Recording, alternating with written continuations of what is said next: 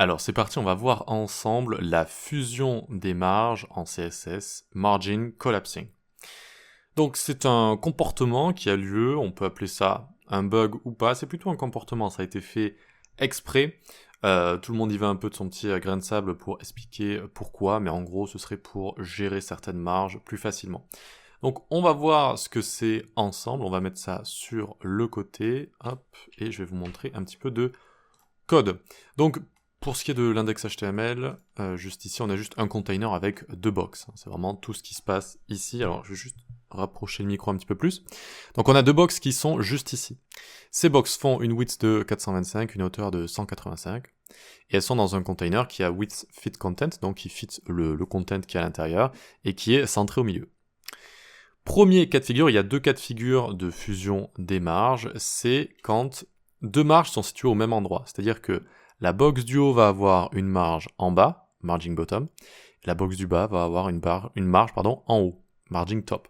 Les deux vont fusionner, c'est-à-dire que c'est la plus grande des marges qui va fonctionner, qui va être prise en compte. L'autre va être ignoré entre guillemets, ou en tout cas, les deux ne vont pas être ajoutés côte à côte pour créer une sorte de plus grande hauteur. C'est vraiment la plus grande des deux qui va l'emporter. Voyons voir si c'est le cas. On vient ici faire margin bottom, donc sur la première box. Je lui mets par exemple 50 pixels, et ça va fonctionner. D'accord ? Donc ce qu'on voit derrière la couleur, c'est la couleur qui est juste ici, du container. Donc ça fonctionne. Ici j'ai margin bottom, je peux clic droit, inspect, ça va m'ouvrir les DevTools. Dans la partie Elements, je vais pouvoir observer mes différents éléments, et notamment, si j'arrive à le trouver, la première box ici. On voit quoi ici ? On voit le modèle de boîte, c'est-à-dire que chaque élément en CSS est une série de boîtes imbriquées avec le contenu, le padding, les bordures et les marges, les différentes boîtes. Et on voit qu'il y a marge bottom de 50 pixels en dessous. Alors, normalement, c'est affiché en orange justement, et le orange qu'on est en train d'utiliser, donc je vais peut-être changer de couleur ici. On va mettre peut-être du vert ou quelque chose comme ça, histoire que ce soit plus facile à voir. Voyons voir, inspecter. Ça change toujours la couleur, c'est pas très explicite. On va essayer du blanc-blanc, F1, F1, F1, comme ça.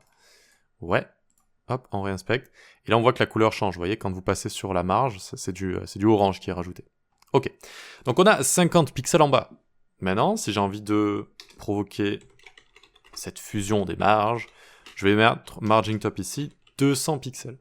200 pixels. Boum. Ça s'est agrandi. Est-ce que là, on a 250 pixels de haut ? Est-ce qu'on a 50 pixels ? Ou est-ce qu'on a 200 pixels ? On a 200 pixels. On est en train de visualiser une fusion des marges. Donc on voit qu'on a en haut ici nos 200 pixels, et ce sont les 200 pixels de la box du bas qui sont utilisés. D'accord ? Je vois qu'il y a écrit 200, je passe dessus, et je vois que ça me le surligne juste ici. Donc c'est bien 200 pixels. Les 50 pixels ici ne sont pas utilisés, ils sont pas ajoutés, vous voyez, ils sont entre guillemets ignorés. Ils vont pas être ajoutés à la hauteur comme ça des marges. C'est seulement la marge de 200 qui va être ajoutée. C'est la fameuse fusion des marges. Voilà. Donc c'est quelque chose à prendre en compte, qui n'existe pas avec les modes de positionnement Flexbox et CSS Grid. Si vous utilisez Flexbox et CSS Grid, ça a été fixé, on va dire, ça a été corrigé. Mais si vous utilisez un mode normal, donc le normal layout, c'est-à-dire juste les ensembles d'éléments blocs et inline qui se mettent comme ça, les uns à la suite des autres, eh bien vous pouvez avoir ce comportement de fusion des marges, donc toujours à prendre en compte.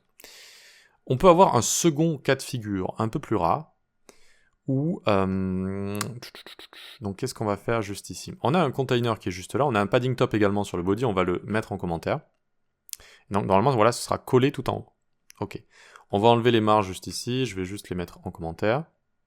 Voilà.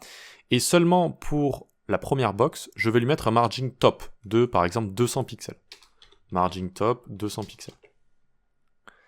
Et là, ça n'a pas rajouté du contenu à l'intérieur, ou plutôt ça s'est pas séparé de notre container ici, vu que je vois pas la couleur blanche de fond.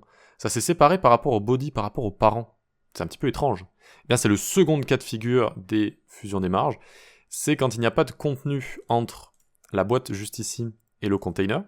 Pas de contenu, pas de texte, pas de bordure, pas de padding. Eh bien, c'est comme si on rajoutait la margin top qu'on a rajouté ici aux parents. C'est comme si on l'avait rajouté directement sur container. Et c'est ce qui se passe ici, c'est carrément tout le container qui a été bougé. J'inspecte ici, et donc on voit bien que quand je passe sur box ici, c'est cette margin qui est utilisée, Mais c'est le container en lui-même qui a été poussé, complètement. Alors que si j'avais fait à notre container padding top 200 pixels et que j'avais enlevé margin top, eh bien on serait plutôt attendu à quelque chose comme ça. Vous voyez ? Si j'avais rajouté margin top à la box à l'intérieur, on se serait dit, bon ben oui, ça va rajouter de la marge à l'intérieur du container, quoi. Eh bien en fait non, ça ne le fait pas. Voilà. Donc si vous n'avez pas de padding, pas de bordure, pas de texte aussi, c'est-à-dire que même si on avait juste une lettre ici, comme ça aurait fonctionné. Alors attendez, oui, on l'a plus ici. Hop, ça fonctionne vu qu'il y a du contenu, donc ça va pousser par rapport à ce contenu-là. Voilà. Ça peut être ça peut être une bordure, et où ça peut être du padding. Donc comment on résout ce problème ? Je vous dis qu'il est plus rare parce qu'en général, on ne donne pas des marges comme ça quand on est dans un container. Qu'est-ce qu'on donne directement ? On donne du padding top comme j'ai montré juste ici. C'est-à-dire que ce que j'ai envie de faire, c'est du remplissage. J'ai pas envie de pousser quoi que ce soit. J'ai envie qu'il y ait du remplissage comme ça, voilà, pour que ça donne un effet de style ou quoi que ce soit. Donc c'est le second cas de figure de la fusion des marges. Voilà, donc on récapitule, ça peut arriver 2 fois, donc on va enlever le padding top ici.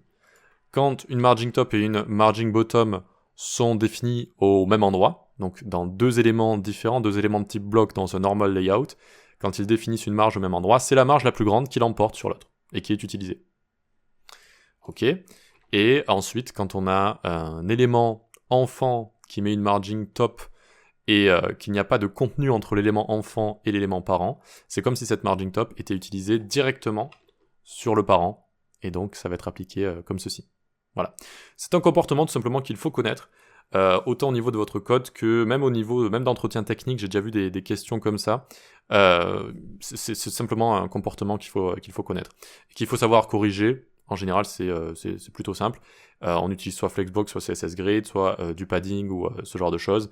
Et ici, la fusion des marges dans ce cas-là, vous savez, dans le premier cas, n'est pas si grave que ça, et je dirais même qu'elle est plutôt pratique. Si vous donnez des marges globales à plusieurs paragraphes, etc., ça peut permettre de gérer plusieurs marges entre plusieurs éléments. Voilà. C'est pour ça que ça a été fait apparemment de base, même s'il y a beaucoup de différentes théories sur ça.